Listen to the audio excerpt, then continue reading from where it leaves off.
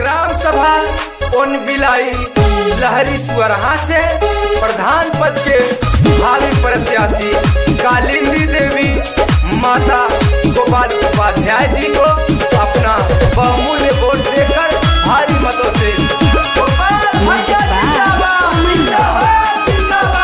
जनता के हक में है करता लड़ाई, हर माँ का बेटा है बहनों का भाई,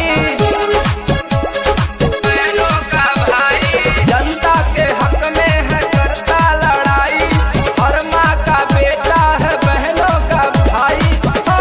गोपाल उपाध्याय पढ़ता हूँ पौआ, चाची अब की जीता था चुनौआ, चाचा अब की जीता था चुनौआ, भैया अब की जीता था चुनौआ, बहनी अब की जीता था चुनौआ।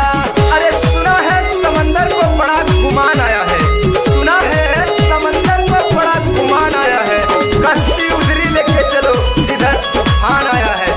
जिधर भी जाते हैं हमारे गोपाल भैया, गांव का हर बच्चा बच्चा कहता है हमारे गांव का होने वाला प्रधान आया है। सर पे आशीर्वाद पाई, सुन के प्रधान जब आई, सुन के प्रधान जब आई। सर पे आशीर्वाद पाई, सुन के प्रधान जब आई। होई विकास का चपका जाए बउआ, चाची अब की जीता था चुनौआ, भैया गोपाल के जीता था चुनौआ, चाची अब की जीता था चुनौआ, भैया गोपाल के जीता वह चुनौआ। कंधे से कंधा मिलाया तो काम का एहसास हुआ, कंधे से कंधा मिलाया तो काम का एहसास हुआ। जिस दिन से गोपाल भैया प्रधानी में कदम रखे तो पूरे गांव का विकास हुआ।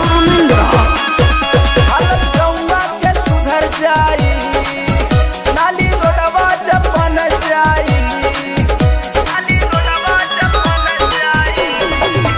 हालत गौवा के सुधर जाई, नाली रोडवा जब बन जाई।